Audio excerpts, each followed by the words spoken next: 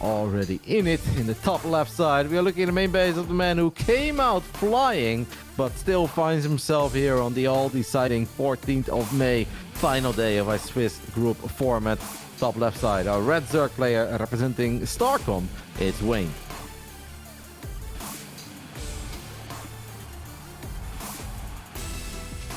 And his opponent spawning down in the bottom right for the Platinum Heroes. In the blue, it is AqueroN.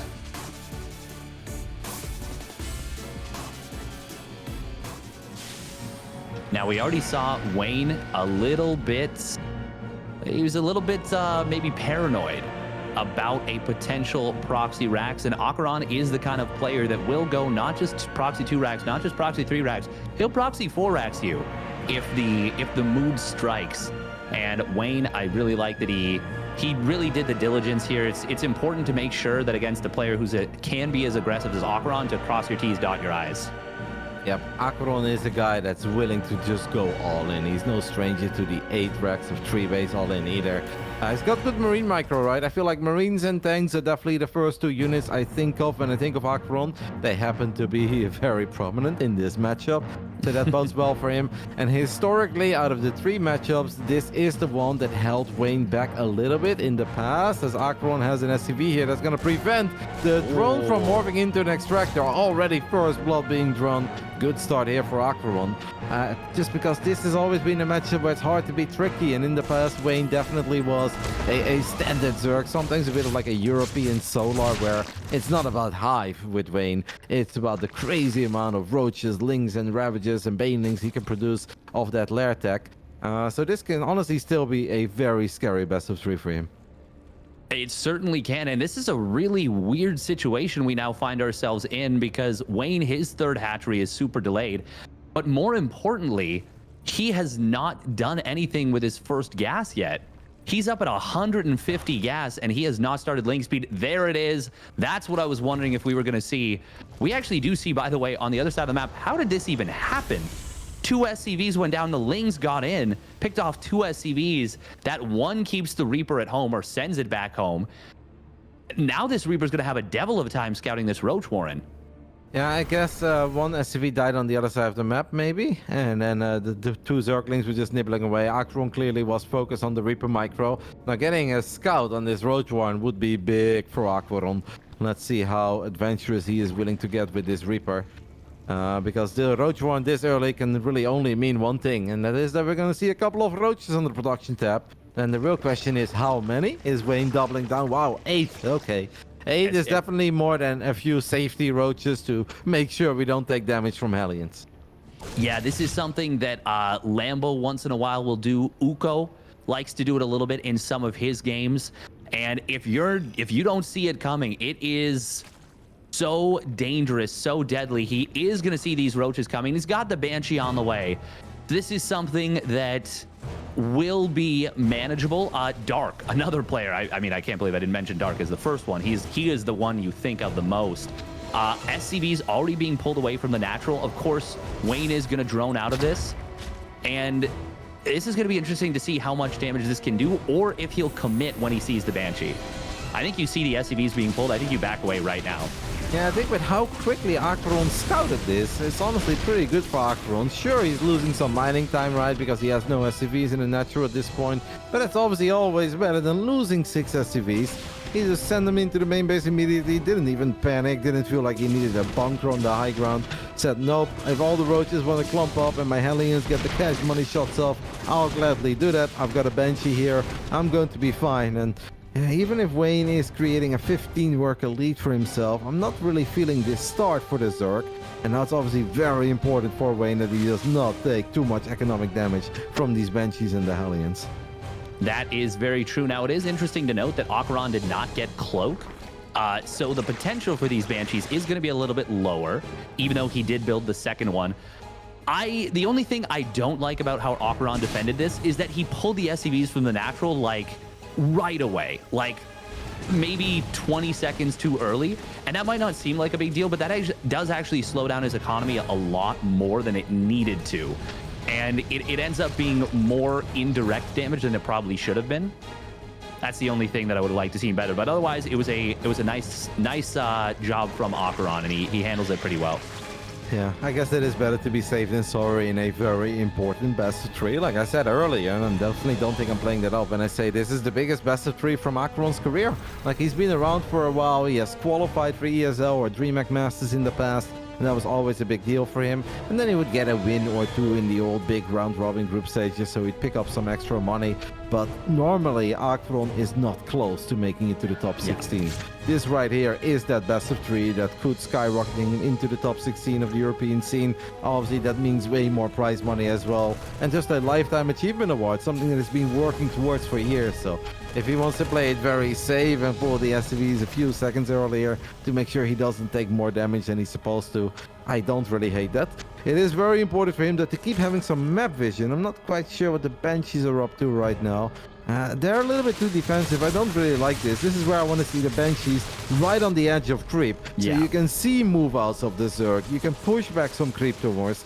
Like, Banshee's just chilling there between the natural and the main base. That's not quite the play. Now, it was very easy for Wayne to take down these rocks. And Wayne is sending it with 80 army supply of Zerg, plus 1 carapace, even Queen's Way of creep. I think AqueroN has the army that he can defend this, but it's gonna have to obviously be defense that is on point. Very quick stim. Tanks are pretty well defended. One tank does fall, but the other tank is going to live for a little while. Bunker not quite done yet. SCVs will fall, but I do think AqueroN should always live. He should certainly be able to live here, but it is going to be a little bit tough. Banshee does fall just before the Queen goes down, but there's just a little bit too much bio here. And this is before 1-1 finished. This is before things kind of came online for the Terran. Reinforcing Roaches are going to be a problem. 19 SCVs did fall. Hang on, this actually does still have a lot of potential. And if Wayne elects to add on an additional Evo chamber and macros out of this is going to be tough to handle. Oh, and the siege tank does go down on the backside. I think AqueroN got over-eager there, man. Like, he was stimming forward so far, completely away from his tank. He lost one of the 2 tanks in the very beginning of the fight. That was a great pickup by Wayne. And then I think AqueroN just overestimated the power of his army a little bit there. It was before his upgrades kicked in. It was before combat shield finished up, as that's still not done. And that one tank, the tank that's normally so important, right? That's supposed to be your anchor in the defense, was not participating in the fight at all. I think AqueroN just fought way too far away from the remaining tank there. Yeah, if he lifts off that command center after losing all the SCVs and salvages his army, waits for the 1-1, it's not so terrible. But I think you hit the nail on the head. He fought a little bit too long, a little bit too far away from his tanks. And now Wayne pulls massively ahead in economy. He's got this 4th base done in the middle. Is the high yield gas base. 5th base is coming online. 1-2 upgrades are going to be coming online in about a minute and a half. And he's got that hive going. So if AqueroN attacks right now, there's a lot of creep to contend with. If he doesn't attack, he is going to be facing a hive tech Zerg in about 2 minutes time. And that's going to be really difficult to handle. Yeah, I mean, we figured that AqueroN would at least always live. The question was just how much damage was he going to take, and he just took a little too much damage. Now he's down a tremendous amount of workers, 33 in total. The armory is late, so it's not like we're gonna at least look at, oh, it's 2-2 bio against Zinlan Zerg that doesn't have too many upgrades. No, even the 2-2 upgrades are going to be damn late. I am very worried here for our Spanish Terran player. I'm not sure what the game plan is. Are we going to try to macro out of it, as he is now waiting for those 3 depots to finish up? He says 130 out of 133 supply. But with the amount of units he's producing, that obviously means he's going to be supply blocked for a little bit. I'm not really feeling it. Wayne, meanwhile, very safely made it up to Hive. Drops the Ultralisk Cavern. Has Adrenal Glands on the way. Wayne got there in a weird way, kind of like we almost expect from him, right? Because he is a Zerg that's just a little bit different than the Elazes and the Lambos of the European scene, but he still got himself in a mighty fine spot here. That he did. Now, I'm not sure if I like attacking, but he might just have enough to end the game regardless. Infestors, ooh, they do drop the fungal growth, catches a couple of units, and there's just way too much Zerg here. Tank is going to go down. There's more reinforcements coming in from the natural, but the 3rd base is gutted. Fungal catches a couple of units. Corrosive Bile takes down the tank in the backfield. And even with a quote-unquote defense from AqueroN, it is now a, what is that, almost 50 worker lead. 45 worker lead as a couple SCVs finish up. And Wayne, Rattata, Vanya, different name, but he still looks solid here. Solid in the name, and obviously on creep, Bane is going to have a very easy time connecting with these buy units. What I also love is that Wayne is still expanding to even getting his hands on that 9 o'clock base. This Ling run by spots that Medevac that was leaving. The doors are open, and the Reno Glance is close to finishing up. And as +1 melee Zergling's going to have a field day here. More SCVs will fall, and that really is just the difference, as the main army of Wayne is awfully close towards the third base. Viper does not quite come into play yet. Could just get a blinding cloud here. I wouldn't hate a blinding cloud, and that is exactly what we get. GG gets called. Wayne takes a pretty convincing 1-0 lead in the end. In a game where AqueroN technically had a pretty sweet start. He delayed the hatchery, got a drone kill, then he defended the initial roach rush perfectly fine. Sure, it was very safe, but once more, better safe than sorry. That should have been a better game for AqueroN. It's just at one point, he got over eager, right? He thought that we reached the tipping point where the bio can stim forward and get right on top of the roaches, right on top of the ravages, and give them the hug of death. But he didn't quite have those numbers. He didn't have an overwhelming amount of bio, didn't have combat shield. The 1-1 upgrades were seconds away from finishing up, and he was fighting without the support of that one important tank. And at that point, he just fell so far behind. Yeah, he really did, and it was already going to be a lot of damage. Even if he defended that perfectly, he was still going to, have to punch back at the Zerg player, and he didn't have that armory well timed, so there was no potential for a 2-2 versus 1-2 setup, maybe before Adrenal Glands comes online, before those ultras are out, before chitinous plating, before the Vipers have energy. There's no potential for that. And with all of that already, and then the fact that he kind of stayed and fought a little bit too long, I mean, that just, it added up to an really tough game for AqueroN, and he's going to have to tighten up a lot of things, or he's going to have to say, you know what, no, I'm going to be the one who dictates the flow from minute one and just goes for it. Yeah, it would have also been very nice to see a little more activity from the Hellions and the Banshees right after that Roach Rush, right? That is supposed to be a dream scenario where you can really contest creep. You can push it back. These Banshees, sure, they didn't have cloak, but they can still at least be at the edge of creep. They should not be idling in between your natural and your third base. Of course, if there's a random Ling run by, you'd be like, oh, that's cool. The Banshees gave the heads up. But that's kind of what the Hellions are for. Like, I want to see the Banshees out and about. And then the moment that Wayne would be working on those rocks, the Banshees can already start chipping away at that Zerg army. None of that matters, though. Let's go ahead and hop into game two. Statfast. The boys are leaving town. Not all of them, but at least a couple. Okay, a whole lot of them are leaving town. Yeah. No one is staying home tonight, baby. In the top right side of Royal Blood, we are looking at the main base of our Spanish Terran, down 0-1. Platinum Heroes, AqueroN.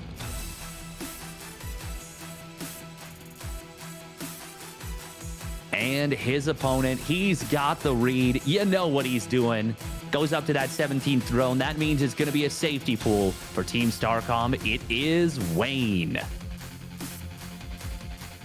And I look at this setup, and I look at the timing of the third SCV, and I wonder if this is going to be the proxy 4-Rax. It could very well be, mate. I think it will. We'll see in a second. If he starts up the orbital command, then it is just going to be the 3 barracks. If he does not, then it is going to be that proxy 4-Rax. The absolute most all-in build you can do in this scenario. Regardless, this is a great situation for Wayne on paper. Yep, it really does feel that Wayne has done his homework. If you are mentioning it, obviously there's a chance that Wayne is thinking about it too. AqueroN has a tendency to do this. He has done it before. I think he did it on a big moment once against Lambo. Well, when I say big moment, I probably mean the European Pro Tour Weekly, and Lambo's gonna hate me for that. But AqueroN likes doing this kind of stuff. A couple of the upcoming Terrans in the European scene, right? You think of a Milky Cow who also likes it. It's not going to be 4-Rex, it is 3-Rex. It is still very committed, but Wayne has the earliest possible Roach Warren, and it's just going to be so damn easy for Wayne. Like, this is almost a straight-up builder to win, though. Like, I feel like Wayne has to seriously drop the ball to be struggling here. Yeah, now speaking of which, there was actually a world right here where AqueroN doesn't show this until the bunker is done. Because the Overlord moved away, there was an advanced warning of this. So the Overlord did not stay at the natural, but it also means it won't go down. Now, I will say, with the number of Marines here, Wayne probably shouldn't test too hard. At least make sure he doesn't lose this queen, and he actually does step it very far forward. He's gonna get it cornered. There will be roaches popping out, but losing this queen is not ideal. Nope, the Lynx actually are having a very derpy fight against SCVs on the other side of the map that might be worth taking a tiny look at, as the Lynx were attacking the depot and the SCVs just went into the natural. They completely ignored the Lynx. Now in the end, AqueroN is losing some mining time. Wayne losing that queen is gonna complicate things a tiny bit. Losing roaches, He lost 2 roaches now, yeah. It's all a little bit sloppy, and I still like it for him.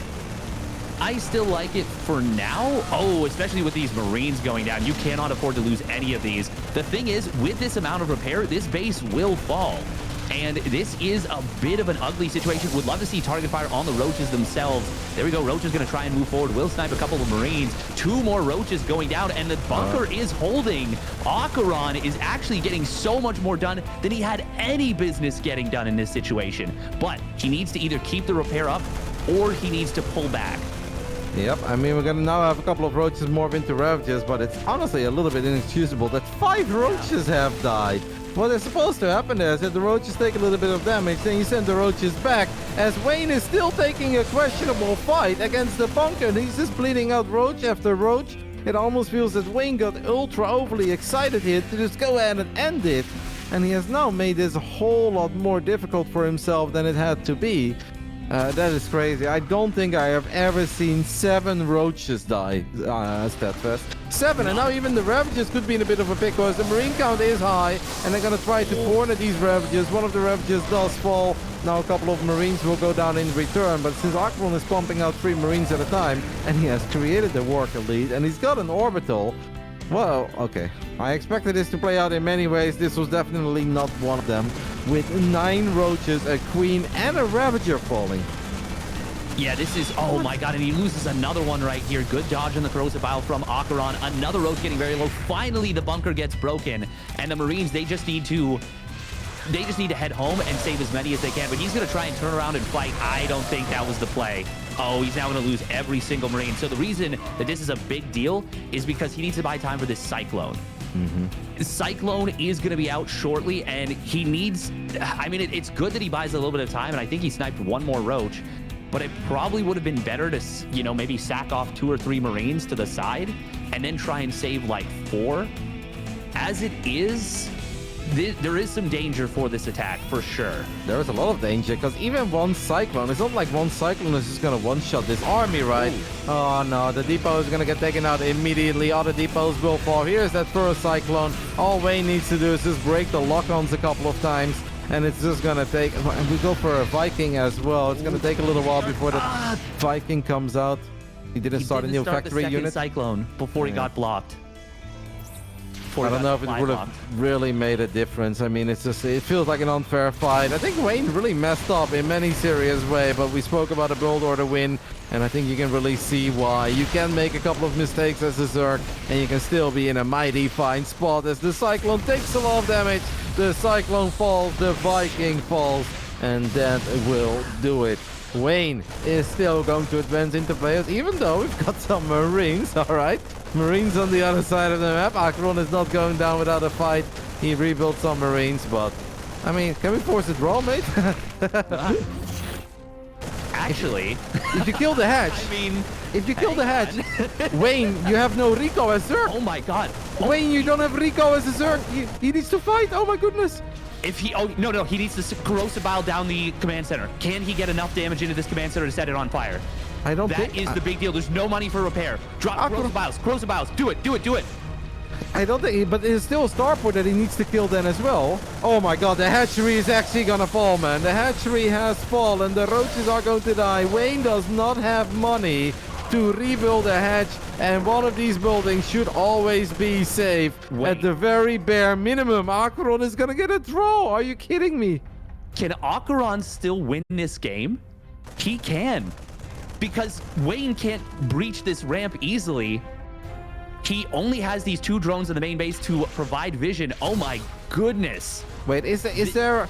There has to be one spot where, like, for instance, the bottom right side, that's where buildings will always be safe against ravages, right? Oh, yeah. Even on the right side right here, it's fine. Yeah. Okay, 2 roaches did just pop out of the main base, but these roaches are...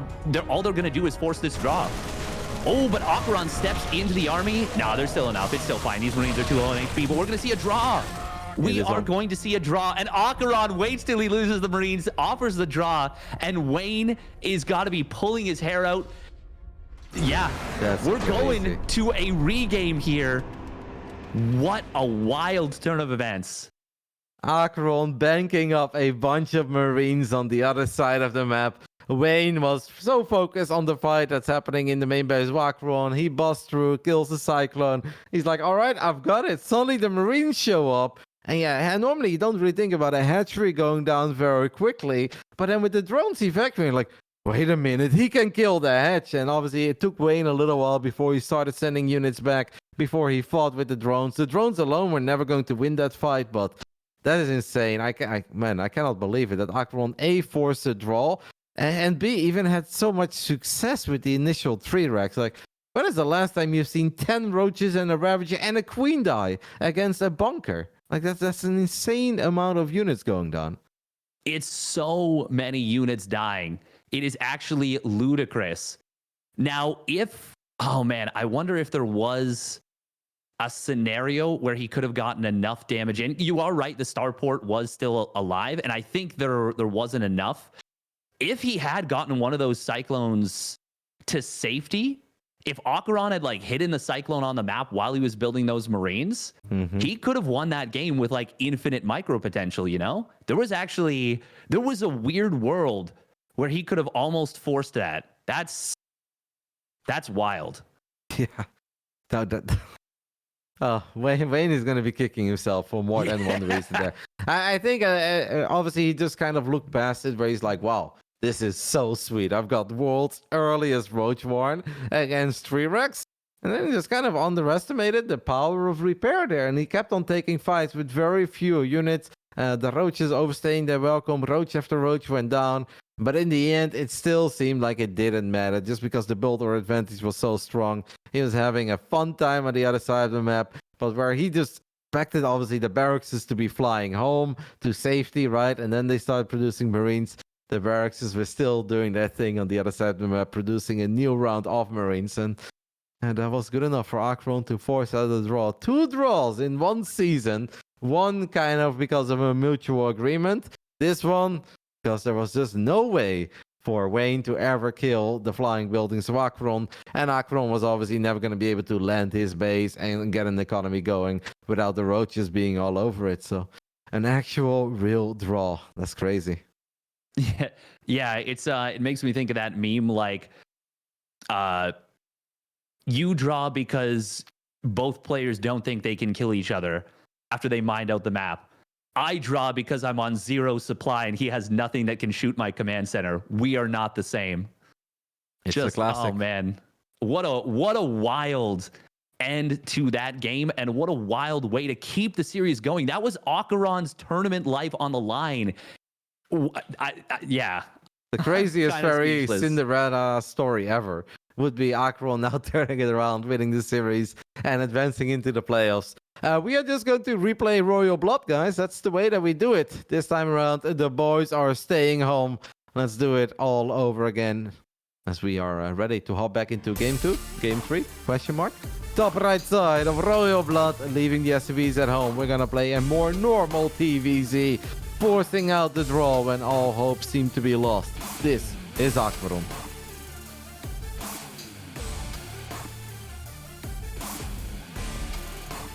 And his opponent spawning down in the bottom left.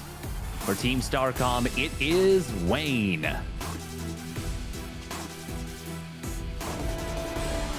Completely forgot about the barracks, and I can't blame him, Statfest, because I kind of forgot about the barracks too. I was like, it's all about the Cyclone. Like, can we stabilize at home? Can AqueroN at least get some units out to deal with the roaches? He couldn't. Well, what apparently he could do is still build more Marines. After losing all the initial Marines trying to run home, he just rebuilt a whole bunch of them. It's an awesome play. Can't believe it worked. Yeah, and it's such a giga brain move in a situation like that to just be like, okay, well, I probably can't hold, but maybe I can force the draw, and just such a heads up play under the gun.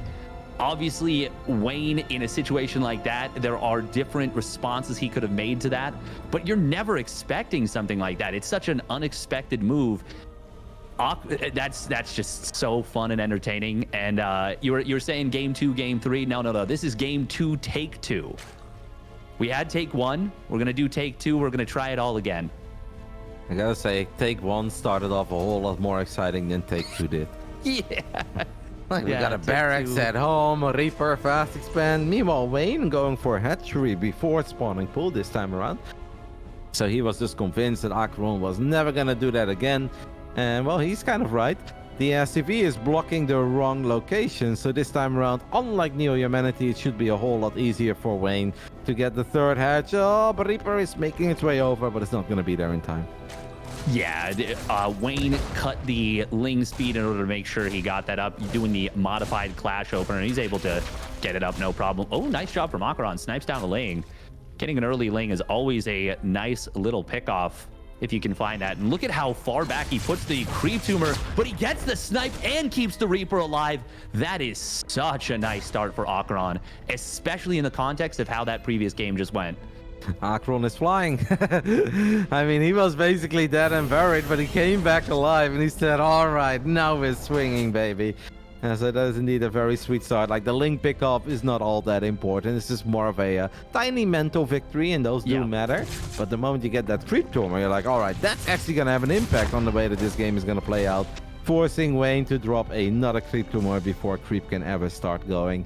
All of this, though, does not take away from the fact that AqueroN at one point was in a good spot in game 1, and I hate to say it, but he still kind of got steamrolled in that game, right? It was nowhere near as close and competitive as it should have been.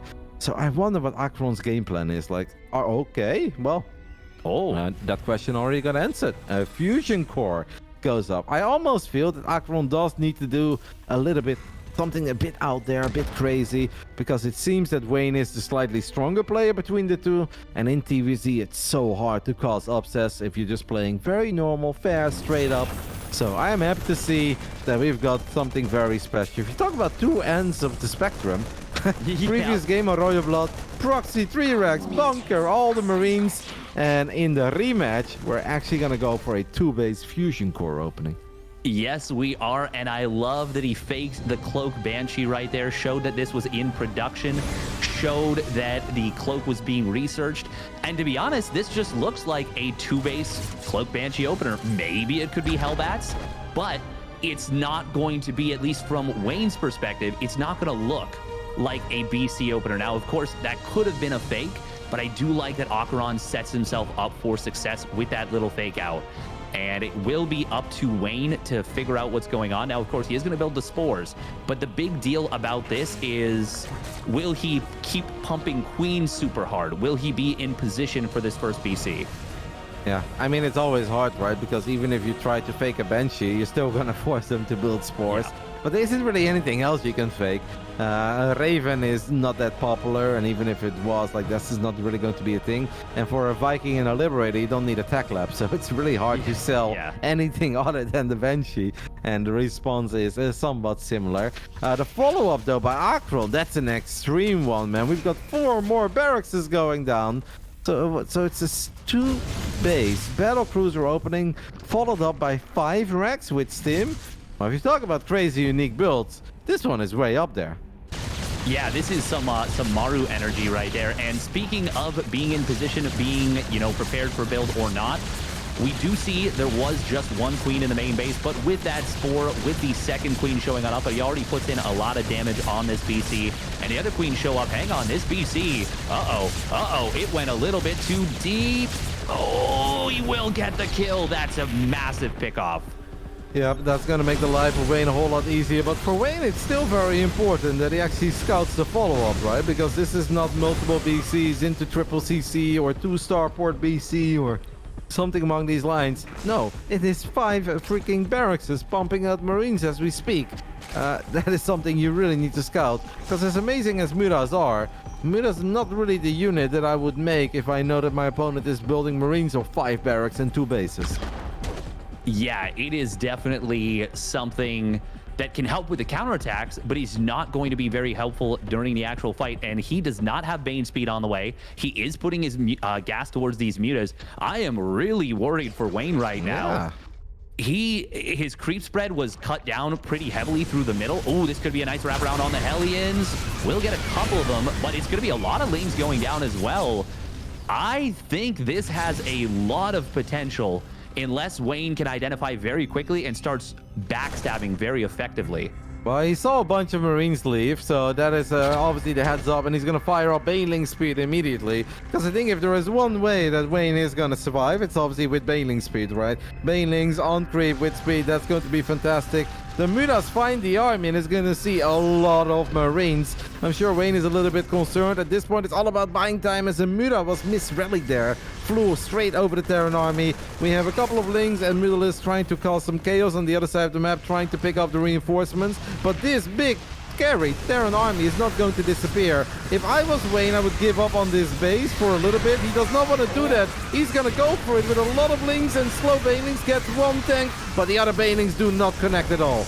No, they got target fire down by the tanks, by the Marines on the tail end, and now +1 weapons. Combat shields are going to complete. This feels like a Maru-esque build, and this feels like AqueroN after being down and out in game 1, take 1, game 2, or game 1, take 2, 1, game 2, take 2. He is pushing forward for the win. Bane speed is going to be denied. No, that's SCVs go down, but this is looking so good for AqueroN here. Yeah, with Bane speed, I still kind of believe that for Wayne, because he is doing a very good job on the other side of the map. The Mutas have done a lot of economic damage. They're picking up all the reinforcements, but no Baneling speed. Bane speed being like 85-90% done. That obviously is very, very problematic, because the slow Banelings, they just have such a hard time. I mean, at this point, Wayne can only hope that AqueroN messes up, and he kind of lets one Baneling connect in a slightly bigger way. But I think that's okay. I think AqueroN is in a good enough spot that he can sort of survive that, as he has now taken out 35 drones. There are extra Lings popping though. Wayne is a warrior, still battling 22 workers against 22 workers, but the final few +1 Marines, they wipe the floor with everything that Wayne had in the main base. Yeah, that got extremely close. One Baneling did actually get a decent connection, and the Mutas are still alive on the other side of the map. They're still causing problems, but there's only 2 of them, so it is not going to be enough. One of them getting sniped down on the way out. Those medevacs ran out of energy, and it looked like like 8 Lings might have been enough to stabilize. But even if it had been, he needs a better economy, and he just simply does not have it. 26 drones isn't going to cut it. And with no Baneling Nest, with no Bane speed, AqueroN's next follow-up should be a little bit too much, or a lot too much, to be honest, for the Zerg player to handle. What a wild series this has turned into. Yeah, man, if Baneling speed finished up, I really think that Wayne could have stabilized there. Yeah. Because if you saw what one slow Baneling could accomplish, imagine 5-6 Banelings with speed. No, I think it's just impossible. The Terran army has too much micro potential. There is another counterattack happening. Wayne is doing a good job in creating as much chaos as possible, but he just cannot fight these boys with a gun and +1 upgrades. AqueroN looked dead, guys. Looked eliminated in our previous game on Royal Blood, but somehow forced out the draw by banking up a couple of Marines on the other side of the map, sniping the hatch. Wayne had no money to rebuild the hatch, so it was a draw. And he comes out in game 2 with a unique build, kind of something that we were wishing for right in the beginning of it. 1 battlecruiser into the 2 base, 5 racks all in. Cool build, can work, but works once, right? Like, Wayne is not thinking about it. He's going to get ready for it. That will not surprise him again. But now Wayne is going to have to play a very scary game 3 against an AqueroN that clearly is very wild. Absolutely. And now you got to beg the question, will AqueroN go back to like a proxy 2 racks or a proxy 3 racks? Now you got to wonder, when you're up 1-0 in the series, you know, the draw, it happens. It's a 1 game for Wayne, and AqueroN manages to turn it into a draw. That's already a bit of a bad feeling. But you're like, okay, whatever, I'm still up 1-0. You figure it out, you kill the BC, but then the fact that it's that 2 base all in does completely catch him off guard. And if he did prioritize Bane speed over the Mutas, almost definitely a different game. Almost definitely. But now you go to game 3 of a series that you should have won literally 2 games ago at this point, which is it's impossible conceptually. Only in this exact condition has this happened. And now you're 1 game away from elimination after you were 1 game away from going out 6-0, beating Spirit, Showtime, and Serral. Yeah, no, it's been a roller coaster. This, for Wayne, this has probably felt even more exhausting than the old round robin format where he had to play 7 series and it's day after day, or sometimes they have a 1-day break, and where he can finally play his best of 3s. This probably feels like it took a whole lot more out of him because it's just been a proper story. You can write an entire book about the run that Wayne has had so far. The biggest surprise, the biggest talking point, even making the great Jonas Satala bleed a little with taking that 1-0 lead. And now he finds himself here with 1-1, decided match against AqueroN, and a Royal Blood scenario that should have been an easy win, became a hard win, but should have still been a win. I forgot about the Marines. Got draw, had no money to rebuild a hatchery elsewhere. It's ridiculous. You can't really make it up, mate. If I would like watch this and somebody would have scripted it, I'd be like, yeah, okay. Now we're getting a little bit too carried away. We could have just like, okay, he defends the proxy Rex and he still advances, or he gets eliminated with proxy Rex. We really don't have to go over the top with the draw into the losing game 2 versus the 2-base all in and the bailing speed 85% on. Like, we're getting way too dramatic here. It's not real anymore. Hollywood has lost their touch, but apparently it's all still possible. Yeah, it seems so apparently there's a writer strike going out, but it looks like all of them have channeled all of their focus and all of their effort into this season of the ESL Masters because, yeah, like you said, could not be a more dramatic and intense roller coaster. And we are going into, I mean, I want to say it's the last map of the series, but we've already had 1 draw. Should, by all accounts, be the last map of the series. It is going to be Gressvon. I'm ready for it. I hope you are too. I am ready, and the nerds are ready as well. AqueroN requested a little break, probably just wondering what on earth is happening as well. Probably saw his live flash in front of his eyes when he saw the first roaches the first time around the Royal Blood. Instead, here we are. Gressvon, game 3. Boys are still at home, and it seems like we're building depots at home. Let's go ahead and hop on into it one final time. We've had a lot of PvPs today, but the TVZ is absolutely delivering in the European scene. In the bottom right side of Gressvon, the main base of our men from Spain. Vamos for the Platinum Heroes, vamos for AqueroN.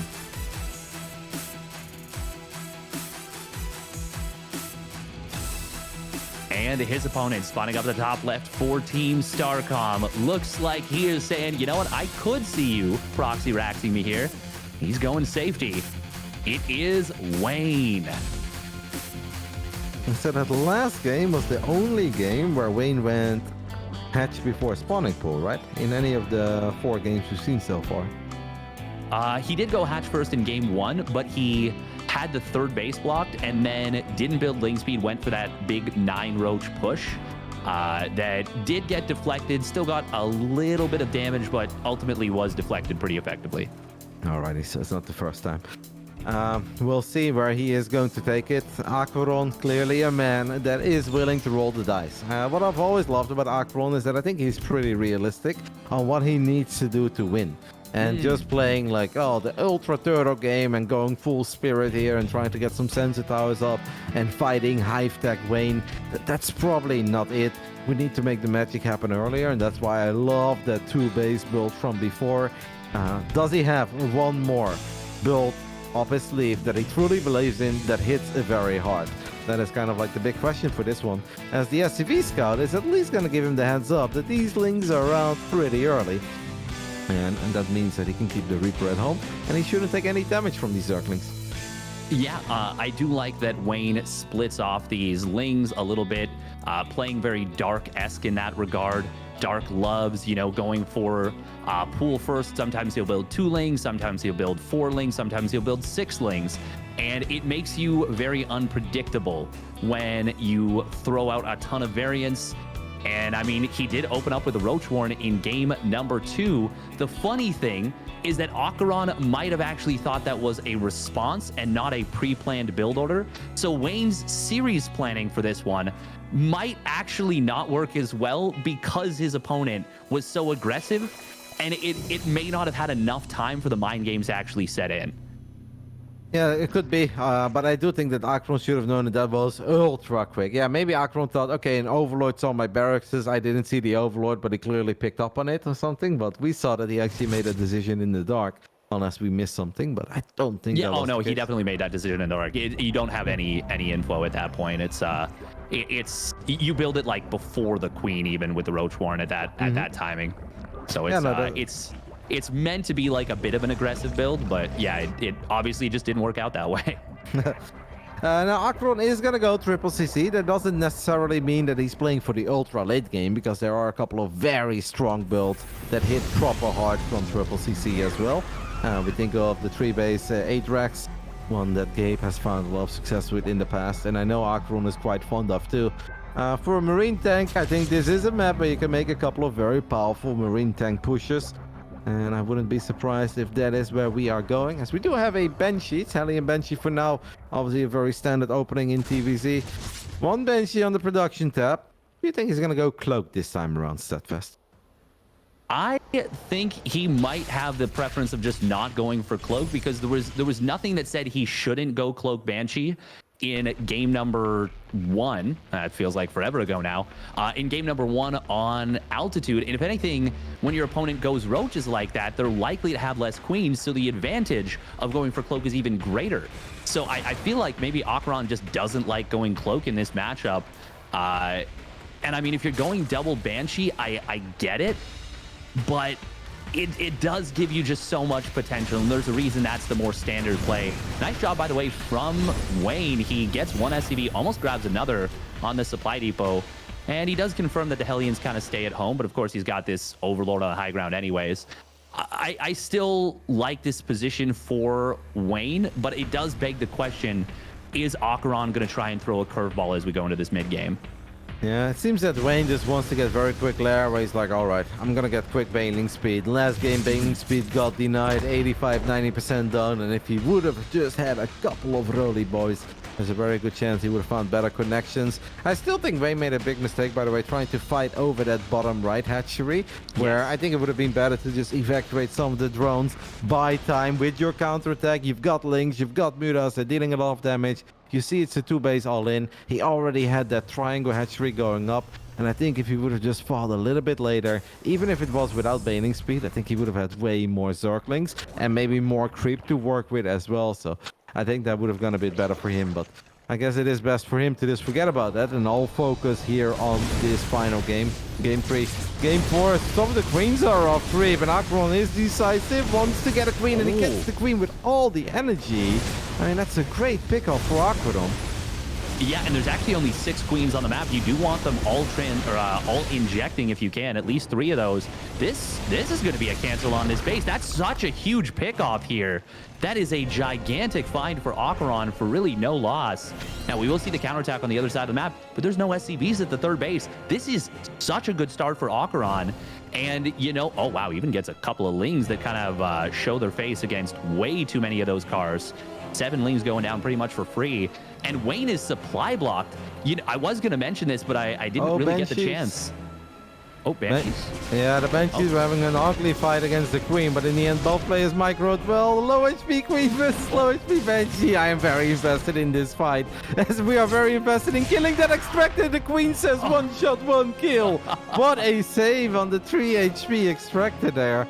So Wayne gets a little momentum going his way, because I was with you. Obviously, losing that Queen that had all the energy is painful, and then being forced to cancel your 4th hatchery, that's always very painful as a Zerg.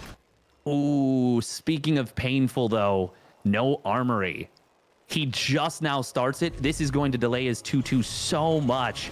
And what I was going to say is that this is... AqueroN might be banking on the fact that Wayne might be thrown off a little bit by how how both of game 2 went. Both game 2s went. The first one and the regame.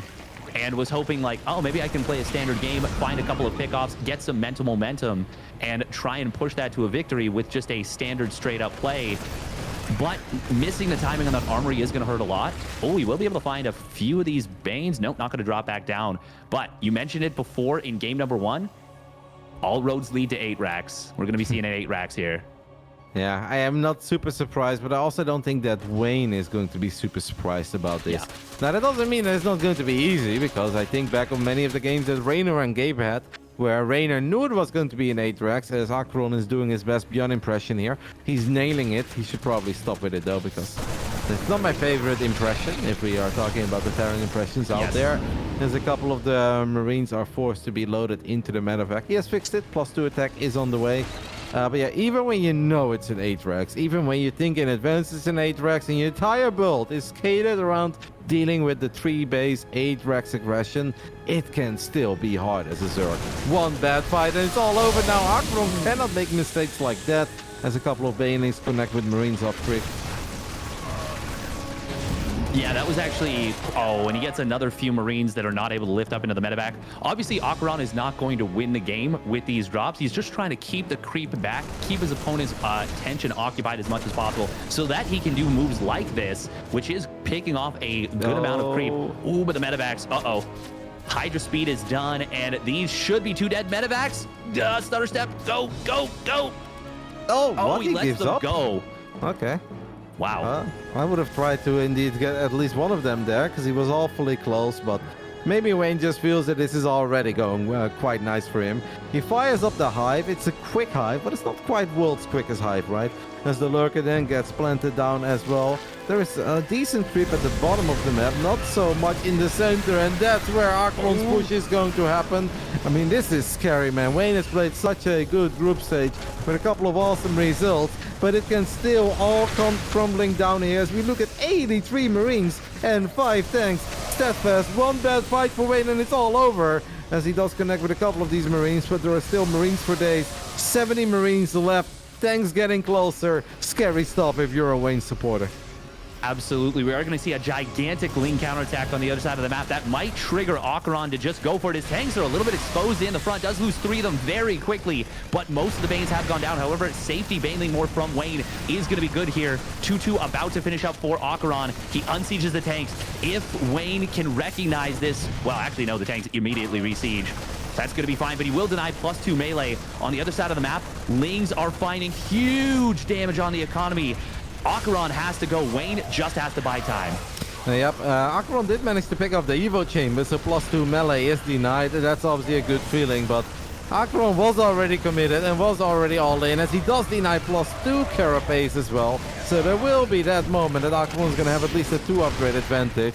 But I have a hard time imagining that he can ever turn this into a macro game, being down to 16 LCVs. I mean, we all believe in the yellow submarine, but I don't think it's quite that good. As even one of the orbitals died? Yes, it did. And this siege tank on the rally, a couple of tanks going down. Wayne, the only thing he needs to do is make sure he always has enough Banes. And now actually the Lings are going to get bottlenecked a little bit hard, and the upgrade lead does play a big role in that fight. But with lurkers at the front, AqueroN, I mean, he needs to break through, and Wayne just needs to buy time. Yep, and there are some Liberators ready to make justice rain from above, but they can't quite siege up. All the Marines get picked in the medevac, means that the tanks are left for dead.